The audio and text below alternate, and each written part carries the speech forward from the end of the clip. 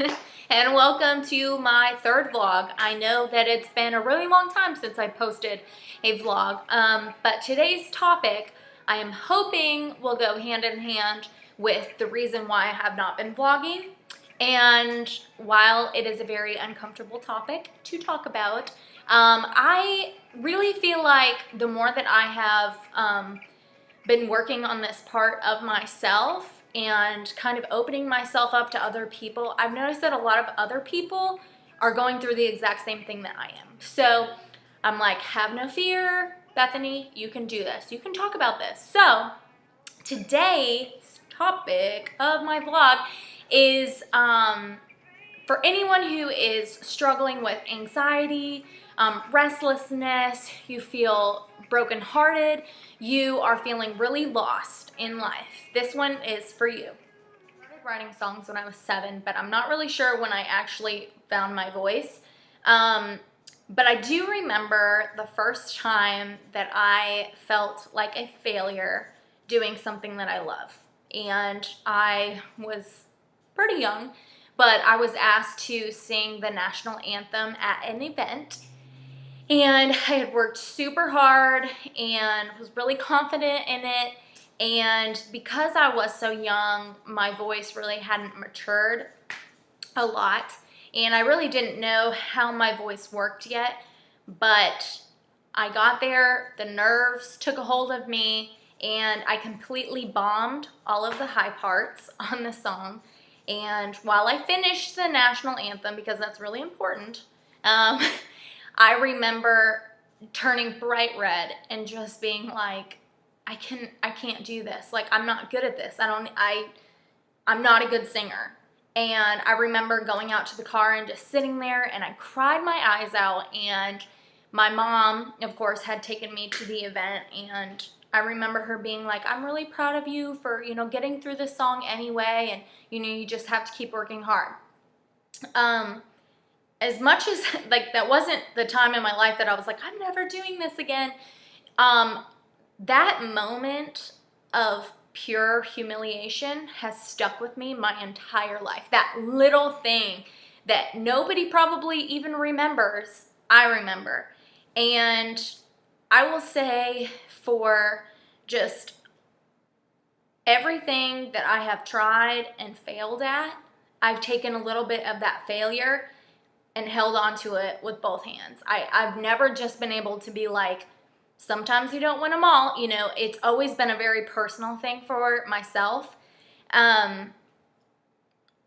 Living back in Iowa, it was much easier to kind of conquer my fears a little bit, because I knew pretty much everybody who came to my shows or competitions or whatever, than it is being in Tennessee, because you really have no support system. Like, now I do, but when I first moved here, I was crazy intimidated because everybody in Nashville is really, really good.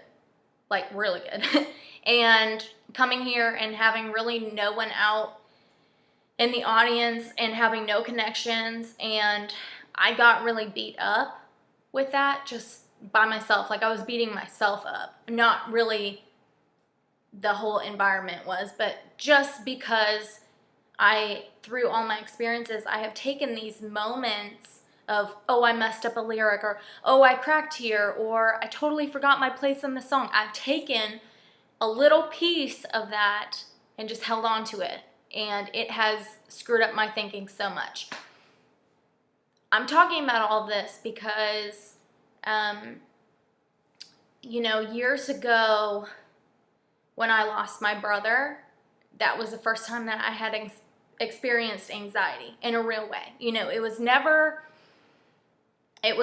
like, okay, like, I'm upset, I'm sad. I would just be like, where's my family? Are they okay? I want to go home. And that's really when it started. And, sorry, I'm umming a lot. It's really hard to gather my thoughts about this.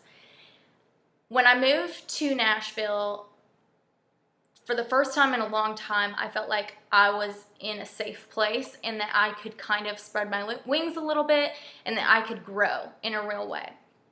But because of all this harbored fear and anxiety and just feeling loss, that really set me back a lot with music.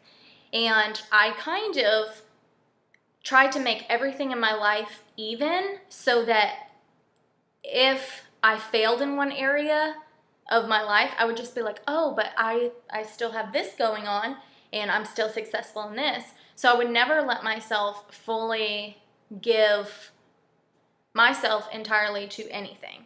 And I think that that has definitely shown in my songwriting since I moved to Nashville, my singing, performing, relationships. I think that I have kind of been half in, half out the entire time I've lived here.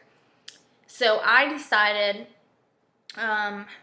maybe in November of last year, maybe it was a little before that, that this next year was going to be my year, and that I'm going to conquer my fears, and that I am going to try my best at everything.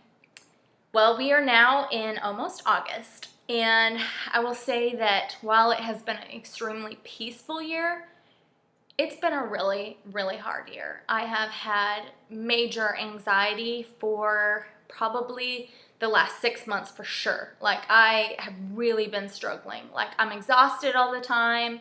My mind is constantly telling me, like, what's the point of doing a vlog? What's the point of going to a writer's round? Like, you're not just going to be successful just because you do that. So you might as well, like, you're not good enough. So you might as well just not try at all. And that is really hard to say, but that is really what I have been going through. And as I've talked with other people about this, I've really tried to open myself up about it and just be like, Bethany, this is only your head talking to you. This is not any part of your dreams or your passions. It's just something that's trying to kick you in the stomach and keep you down from achieving what you really want to.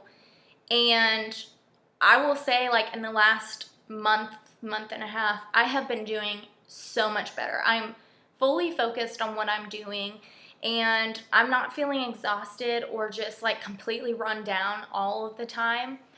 And I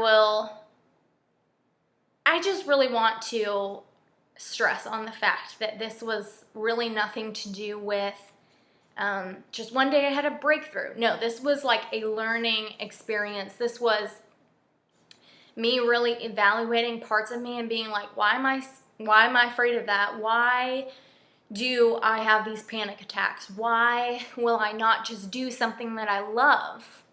And I will say that the real reason why is because I don't want to fail to myself, because honestly, you're not going to be a failure to anybody else when it's all in your mind. And I have really just taken a hold of that and been like, I'm not going to let this define me anymore. And I have fun with music. I love it. And even if I never really see any type of achievement, like I don't make this a career or whatever, I'm not going to give up on something that I love and that I'm passionate about and that I fully feel like I'm gifted in this area. And so if you're feeling lost or directionless or major anxiety, I'm with you. I am totally with you. I have just totally fallen off the bandwagon, and I just wanted to challenge and applaud you for even taking the time to watch this video. And I want you to remember to dream big, and that if you love something, if you enjoy something, it doesn't matter what somebody else's standard is of success or achievement. It only matters that you are completely diving in with both feet because you love it and it's a part of you. Don't let your mind or anybody else's vision take you away from what your sole purpose is. And your sole purpose is that God's gifts to you should be used. And He's going to use you in an amazing way. So you don't have to stress about how it's all gonna happen, or how you're gonna meet somebody to like come alongside you and help you with whatever the desires of your heart are.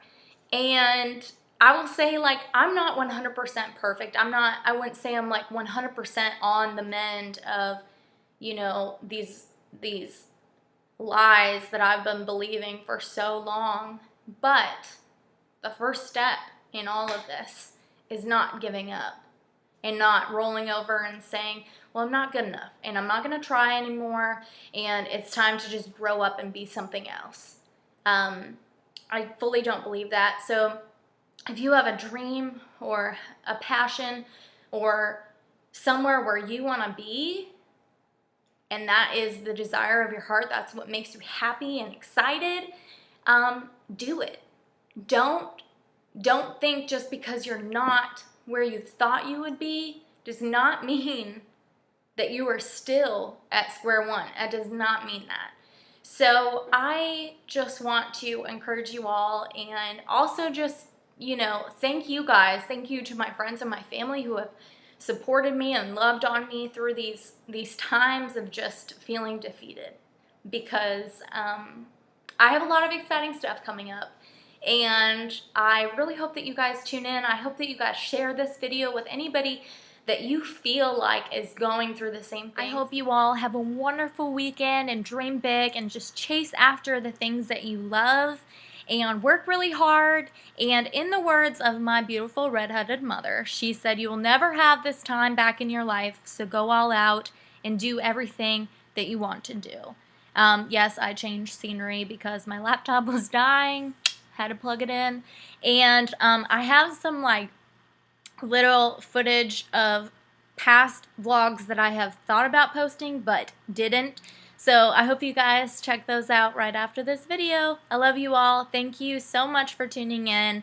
And this week, I almost forgot, this week I am posting a new video of the one and only Beatles song Blackbird, as it is a little different from stuff that I have done in the past. I hope you guys like it, so check it out. Love y'all. Bye.